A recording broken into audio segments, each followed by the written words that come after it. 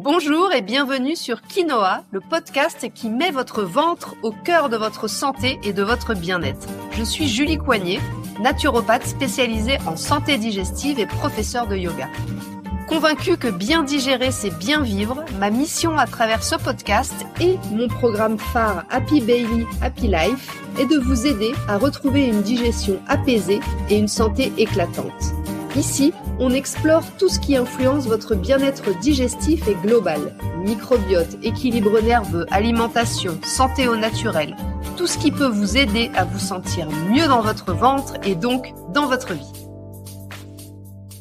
Aujourd'hui, je vais vous révéler quelque chose que personne ne vous a jamais vraiment expliqué. Préparez-vous parce que cet épisode risque de vous faire un petit électrochoc, mais j'espère un électrochoc utile, un truc libérateur et franchement tellement nécessaire. On t'a répété pendant des années que si ton ventre te faisait souffrir, c'était probablement, voire forcément, à cause de ce que tu manges. Alors j'imagine que comme moi je l'ai fait, eh bien tu as essayé de changer ton alimentation, ton assiette. Tu as supprimé le gluten, le lactose, le sucre, les FODMAPs, le café, les tomates, les légumineuses.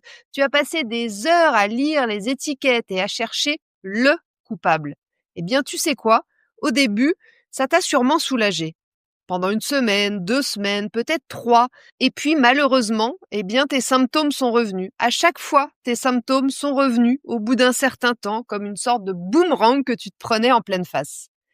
J'ai vécu la même chose que toi, donc je comprends exactement de quoi on parle. Et là, peut-être que tu t'es dit, comme je me le suis dit moi aussi, ça doit venir de moi.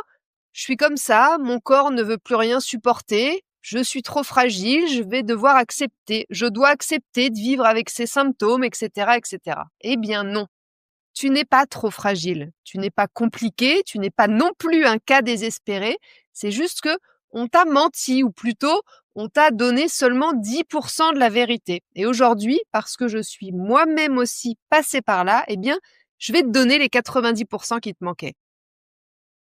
Commençons par démanteler un mythe. On t'a fait croire que ta digestion reposait uniquement sur ce que tu mettais dans ta bouche. La réalité est beaucoup, beaucoup plus subtile que ça, beaucoup plus complexe et d'ailleurs beaucoup plus intéressante aussi.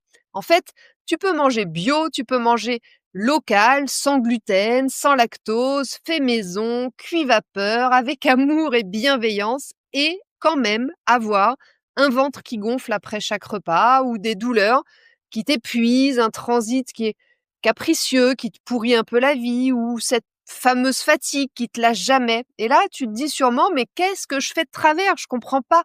Je mange super bien, j'ai tout changé, j'ai l'impression de faire tout bien. Eh bien, écoute-moi, tu ne fais rien de travers, absolument rien, tu as raison. Tu n'as juste pas les bonnes informations ou pas la totalité des bonnes informations. Et c'est normal parce que personne n'en parle, personne ne te les a donnés, parce que les médias, les médecins et beaucoup de naturaux vont te dire de faire tout ce qu'on vient de voir et ce que tu fais peut-être déjà, que tu penses être super sain, bon pour toi, mais tu vois bien concrètement que ça marche pas, ou en tous les cas pas assez ou pas sur la durée. Alors maintenant, on va parler de ce que personne ne t'a expliqué. La digestion, c'est pas juste un tuyau avec des choses qui rentrent par la bouche et qui sortent par l'anus.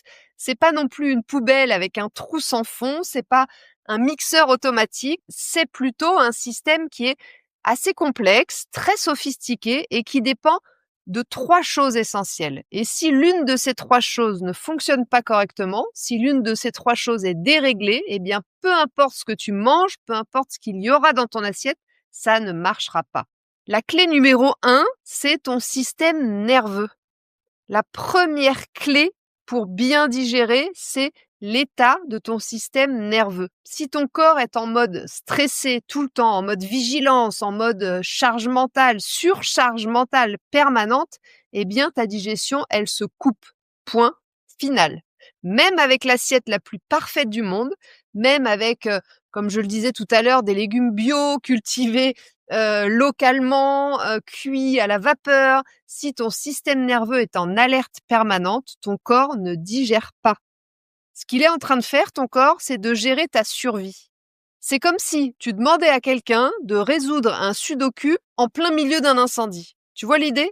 Eh bien, ton cerveau, il ne peut pas faire les deux. Il est obligé de choisir et il choisit toujours la survie aux dépens de la digestion. Donc quand tu manges stressé, pressé, en mode multitâche, en train de faire plein de trucs en même temps, en pensant à ta to-do list, eh bien, ton corps ne peut pas digérer correctement. C'est physiologiquement impossible. Donc c'est pas de ta faute, c'est physiologique. On t'avait juste peut-être jamais expliqué ça. La clé numéro 2, c'est ton acidité gastrique. Et là, attention parce que ça va te surprendre. L'estomac, encore une fois, c'est pas juste un mixeur, il est censé être un bain plutôt très acide, un environnement qui est ultra acide et devine quoi? Eh bien, la plupart des femmes en souffrance digestive ont trop peu d'acide. Pas trop, hein, trop peu. Alors peut-être que tu as des brûlures et que tu as des remontées, donc tu te dis: «J'ai trop d'acide, si ça remonte, c'est qu'il y en a trop et que ça sort». Mais non, en fait, c'est l'inverse. Ce n'est pas parce que tu as trop d'acide, c'est souvent parce que tu n'en as pas assez et que donc ton estomac galère. Je vous en parlais il n'y a pas si longtemps dans l'épisode 195 du podcast, si vous voulez aller mieux comprendre de quoi je parle. Mais en tous les cas, le résultat, c'est que si tu manques d'acide dans ton estomac, eh bien, tes aliments stagnent. Tu as une mauvaise vidange gastrique et donc tes aliments qui stagnent, eh bien, ils vont fermenter, ils vont gonfler, ils vont t'irriter. Et c'est pas le gluten le problème, c'est pas non plus le brocoli ou la lentille, c'est que ton estomac n'a pas les moyens de faire correctement son job. Et ça, eh bien, on n'en parle pas non plus assez souvent. Et dernière clé, clé numéro 3, celle-ci, on n'en parle quasiment jamais. Alors, je vais te le dire clairement, peut-être que tu manges très sainement, mais tu manges au-delà de ce que ton corps est capable de gérer en ce moment. C'est comme, encore une fois, vous savez, j'aime bien les métaphores, c'est comme avoir un lave-vaisselle en programme éco et lui demander de nettoyer la vaisselle d'un banquet de 50 personnes. Eh bien, si ça marche pas correctement, ça veut pas dire que ton lave-vaisselle est cassé. Ça veut juste dire qu'il fait de son mieux, mais qu'il n'a pas les ressources pour tout ce travail que tu lui demandes de faire. C'est pareil pour ton système digestif. Tu fais du mieux que tu peux, mais si ton système digestif est épuisé, si tu es tout le temps stressé, si ton intestin est irrité, ton microbiote déséquilibré, peu importe la qualité de ce que tu vas manger, ton corps n'a plus la capacité de le gérer.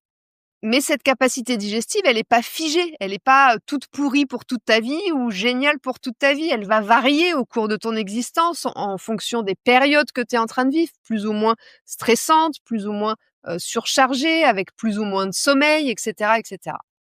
Et donc la conséquence de tout ça, c'est là que le piège se referme, le piège dans lequel la plupart de mes clientes sont tombées, et peut-être toi aussi, c'est que tu penses toujours que ce sont les aliments le problème. Alors tu supprimes, et au début, forcément, ça t'aide.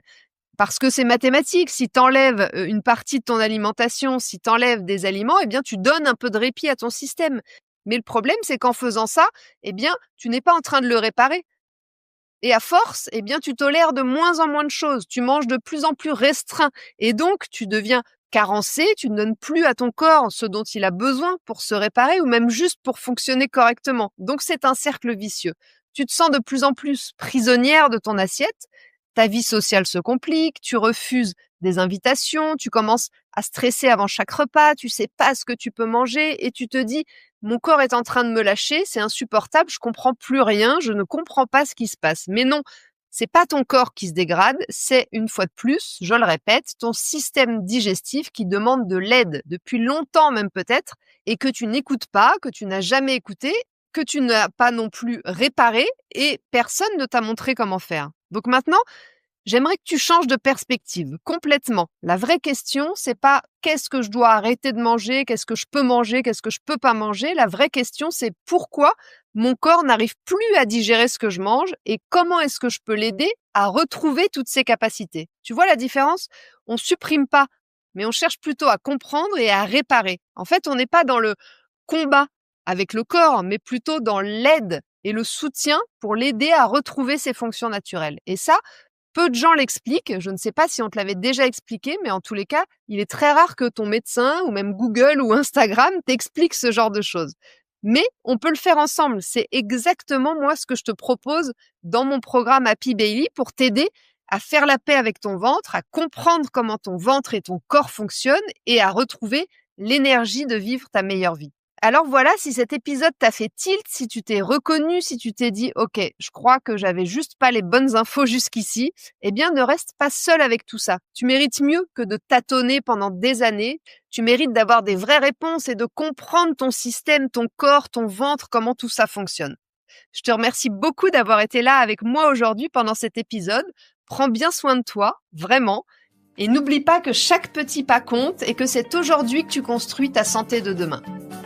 À jeudi prochain pour un nouvel épisode de Quinoa.